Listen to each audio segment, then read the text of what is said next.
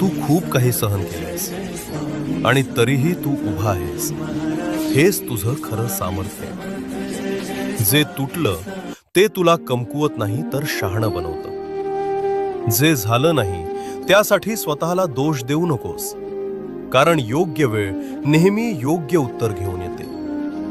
स्वामी तुमच्याकडे शांत नजरेनं पाहतात आणि पुढे म्हणतात, आयुष्य तुला तोडायला आलं नाही, ते तुला घडवायला आलंय. त्या एका क्षणात मन हलकं होतं, श्वास शांत होतो आणि आत कुठेतरी नवी उमेद जागी होते. स्वामी उठतात, दाराकडे जातात आणि जाताना फक्त एकच वाक्य म्हणतात, स्वतःवरचा विश्वास कधीही सोडू नकोस.